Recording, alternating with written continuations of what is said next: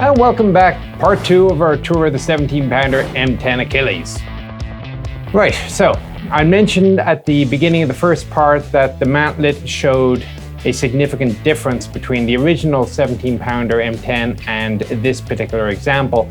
Well, the reason is because this is an ex-Israeli vehicle and the Israelis, never happy with anything they get, modified it a little bit. So if you imagine, if you will please, the gunner was originally located in a, frankly, quite cramped position on the left-hand side of the turret. Well, the Israelis moved him over onto the right.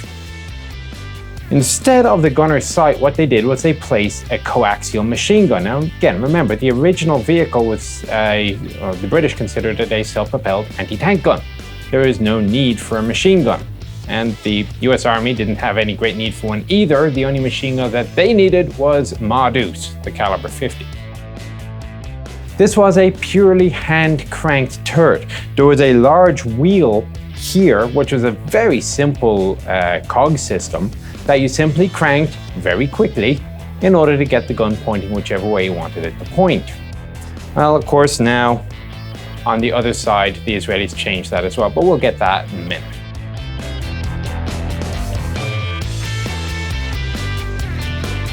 The loader's position is simple enough, as befits the rest of this very simple vehicle. He has no turret platform. He also doesn't have a whole heck of a lot of room. The 17-pounder is a very big gun, and this is part of the reason why the Americans did not like Firefly. Imagine this big breach inside a Sherman turret didn't work out too well for him. He has 6 ready rounds available to him in the turret, 3 on the left turret wall and 3 on the rear. Also on the turret rear, we have the mounting point for the caliber 50 machine gun. Additional stowage for 17-pounder ammunition is found in the hull sponsons, stowed horizontally on both sides.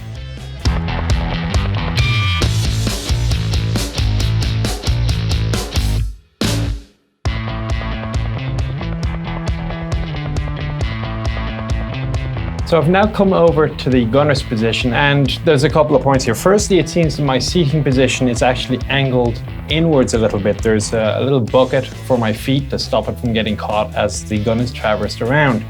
We can see one of the oil gear traverse systems looks just like that out of an M4 Sherman. So obviously this is power traverse. Now that said, there is no power traverse controller here. What there is there is a cable that runs back to the commander's position. It looks like the commander does the power traverse to slew onto a target, and then the gunner takes over with the hand cranks. Now again, the original vehicle was going to be fairly simplistic. Both the M10 and the 17-pounder version have a simple screw for elevating the gun. Large hand crank on his left-hand side here. Now, the original M10 had a gun depression of 10 degrees. The 17-pounder, 5. And I've measured it. I've taken this vehicle, put it all the way down to the bottom, gone with a quadrant. This is 5 degrees. Now, that said, there are some people that have seen photographs, and if you measure the photograph, it looks like 10 degrees for the 17-pounder. What's going on? Well, the best I've been able to find is that there is a removable stop on the elevation system that stops the gun from depressing more than 5 degrees. I haven't found it myself. It's possible it is behind the canvas bag which sheathes the system from debris and dirt. Now, as for why the British did this, I'm not entirely sure. My suspicion, however, is that the recoil of the 17-pounder was so much greater that you didn't want to have the additional upward impulse caused by the greater depression. So my guess is that for safety or mechanical reasons, the gun depression has been limited in this vehicle. Now, some of the lads, especially the Brits on the EU forum, seem to think I have this issue against the 17-pounder. I don't. I have an issue against Firefly because of the huge gun in the small turret and the accompanying problems. I also have an issue with the SVDS ammo, which everybody talks about, hey, this is great ammunition. And true, on paper, if you hit something at point blank range, it'll go through a very remarkable 9 inches of armor. The problem was that it had to be pretty much a point blank range. Repeated tests a couple of years apart by the US indicated that it was very inaccurate at any range, and even British documentation from late '44 indicated the same thing. Now, at this time of writing, although we all agree that the British did fix the accuracy problems with the 17-pounder Sabo eventually, there is some dispute as to when exactly they did it. Anything I can find indicates this was sometime after the war. The first actual solution was the Canadians with their pot Sabo in about 1946. Now, that said, this gun fired more than just Sabo. Obviously, there was, especially by the end of the war, a very useful HE round, reduced charge as well, so it was nice and slow. You could see the tracer on that very easily. The other ammunition was your standard APCBC round, which punched through a still very respectable 7.5 inches of metal at 30 degrees and was reasonably accurate. As a result, it is probably fair to say that the Achilles 17-pounder was quite probably the best self-propelled anti-tank gun of the war, at least until the M36 Jackson came along. Of the various types of ammunition the gun had available to him, there were about 50 rounds stored around the vehicle from to choose from. Back to the operation of the gun itself, to its front would be usually a number 43 telescope. It's a by 3 optic. It was possible to find also a panoramic telescope that at least the commander could use as well. There is an azimuth indicator on his right. As mentioned, the control handles for the elevation and traverse, they are extremely close together. Not ideal, but again, if you have the power traverse from the commander's override working, he's only going to be doing fine lays, so I guess he's going to be able to live with it. Moving to the gun itself, we have the travel lock for the 17-pounder, fits into here. They actually never removed the original travel lock for the 3-inch, which is further forward inside the turret, but I guess it's not in anybody's way. Firing system, simplicity itself, it's a lanyard. Dangles down through here, connects onto this. You pull down, this lever comes up, this moves. This bar over here sets off the firing pin. The safety is ingenious. It is simply a push rod that it is currently in the safe position. The rod connects to here and prevents the lever from moving. All you do to come to fire is you pull it out, rotate it to the side, and now the lever is free to move up or down. Or at least it would be if it wasn't basically rusted in position. The breech, vertically sliding, and the recoil guard is huge. Basically, in order to get from one side of the vehicle to the other, you got to climb over it. It also does kind of cramp the commander and loader a little bit as well.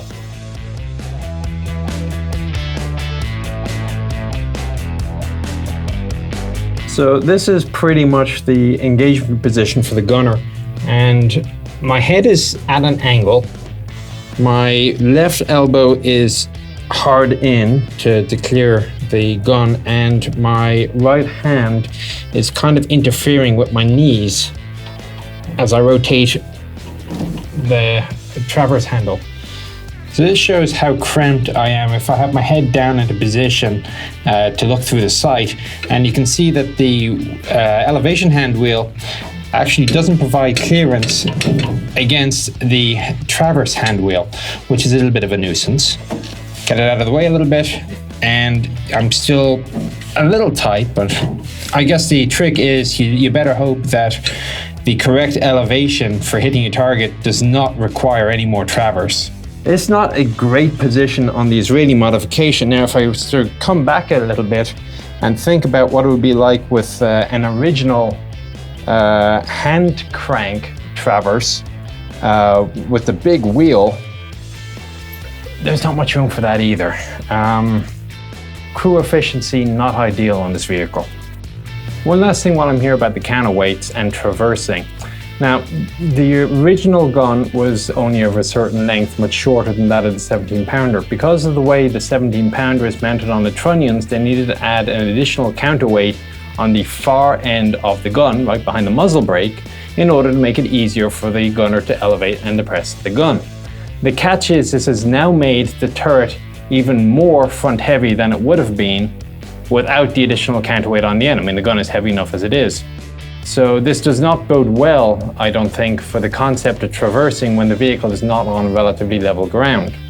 Unfortunately, I don't have unlevel ground that I can put this onto to test it for myself, and I haven't actually seen any reports specifically addressing the issue one way or the other, so this is speculation on my part.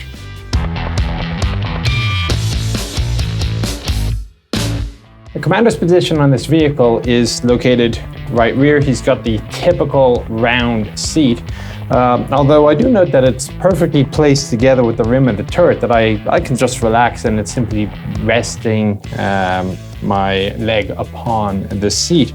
So I'm actually kind of comfortable up here. Bearing in mind also, this is an open-topped vehicle. The whole point of the tank destroyers where you're going to see the enemy first and then shoot them first.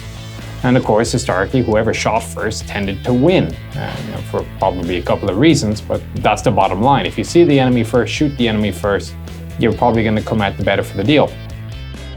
So he would have, in the Israeli modification, the commander's override would be here. He has the caliber 50 to his rear. In the American version, at least, there are 300 rounds of caliber 50 ammunition available to him. There was an intercom system, which is the only electric component above the turret ring in the original vehicles. Obviously, with the addition of the power traverse, that has changed a little bit. Nothing much else for him to do here. He's got a great view of the crew, great view of the world around him, and a nice big recoil guard to protect his legs. That's it for the turret. Now we move forward.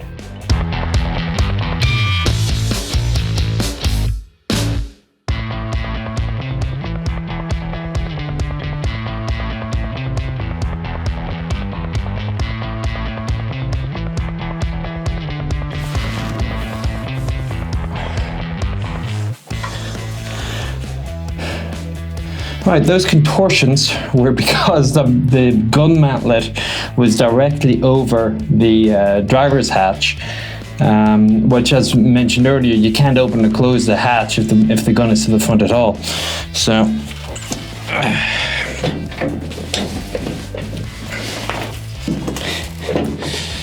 that said, the seat backs do fold, so it's much easier to come in and out probably through the turret, especially since there is no basket at all, so there's nothing interfering unless the gun just happens to be at that one angle directly behind your access point. So moving in, the seat does come up and down.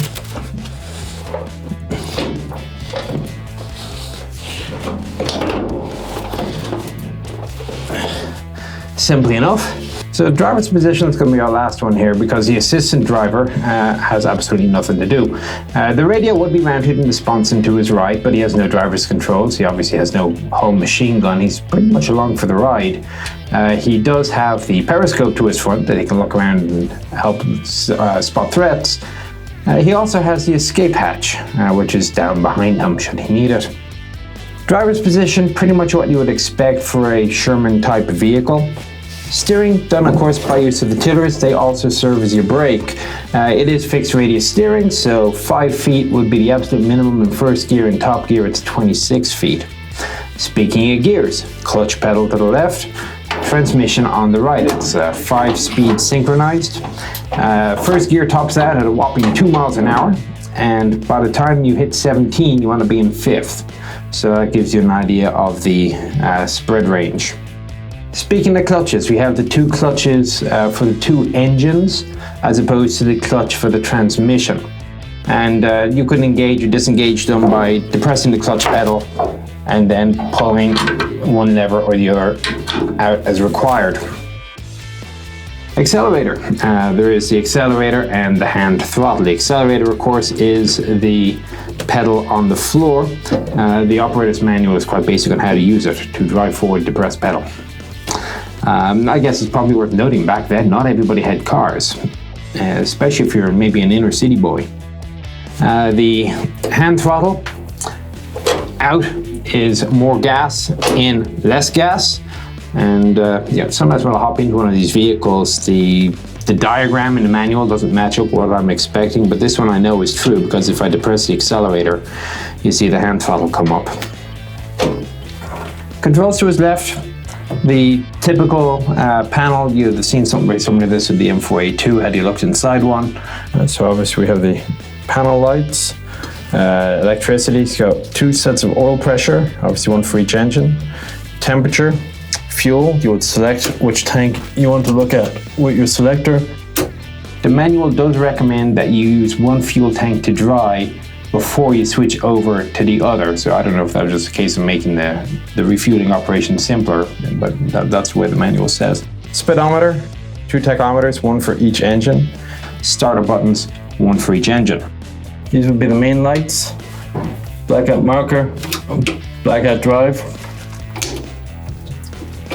Stop lights only, and full headlights. Also, this is a toggle to select which engine's temperature you wanted to read. They are circuit breakers. And finally, we have a warning light there for water or lower oil pressure. To get going, start off with, of course, master power in this traditional position over the left shoulder. Lock out 2 engine clutches. Depress the accelerator halfway, bring it back to idle. You're now looking for the pressure warning lights. If all is good, go ahead and start one engine using the starter. Once that is up and running, then start the other engine. Let them warm up a bit, depress the clutch pedal, put the engines into gear, and of course you're still in neutral. Release the clutch pedal, your transmission is now connected and you can drive on. It is possible to start one engine with the other. Let's say your starter motor's gone or it's a really cold day, you want to save on the battery. And once you have the first engine running, go ahead and with your clutch pedal depressed, put both of the engines back into connection with the transmission by use of the individual clutches. Give it a bit of gas, let go of the clutch, and the one engine was now mechanically connected to the other. It should start up, of course, compression system, no electricity required. Outside of that, nothing really in here. The transmission takes up a fair bit of space to his right, but that's pretty much standard. He does have a headrest to protect his head from falling back too much. There is cushioning above him as well, so he doesn't hurt his head. Usually the driver is just going to be wearing the soft plastic helmet, but that's plenty enough to stop you from getting the knocks and bangs.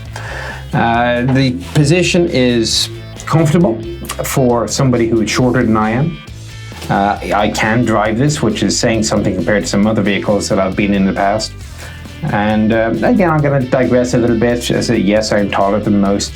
My thinking is, if I am comfortable in a tank, that means that shorter people are really comfortable. They have a lot of room to work. They can be very efficient.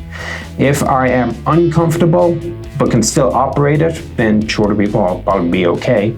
And if I can't operate it at all, even if shorter people can operate it, then it is probably still going to be a little bit cramped, a little uncomfortable, and they will be less efficient.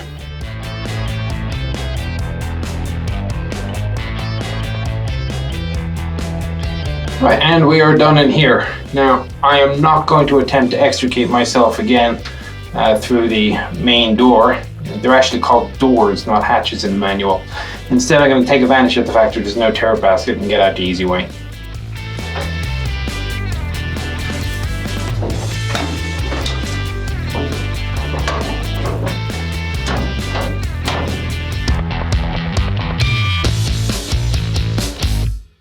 So that's about it. 1,648 M10s were sent to the British, and about 2/3 of them were converted to 17-pounder. They were used in troops of usually 4 guns, and themselves in mixed batteries in anti-tank regiments. A battery would consist of mixed vehicles, so you could have a troop of self-propelled M10s, a troop of towed 17-pounders, and a troop of towed 6-pounders, all in the same battery. All these vehicles were manned by Royal Artillery personnel, not tankers. The difference between British anti-tank doctrine and the US tank destroyer concept is that although the Royal Artillery considered them anti-tank guns, they were not held purely in reserve. American tank destroyers were entirely reactionary force. However, the British would be a little bit more aggressive with their guns, for example, sighting them further forward along an expected enemy avenue of attack. The Americans would be more held to the rear in order to respond en masse to whatever came up. Now, at the core level, however, the British anti-tank artillery did function very similarly to the tank destroyer concept. It seems to be more a matter of detail. They were, in effect, the Corps' fire brigade. And that's it. Hope you enjoyed your tour of the Achilles. We'll see you on the next one.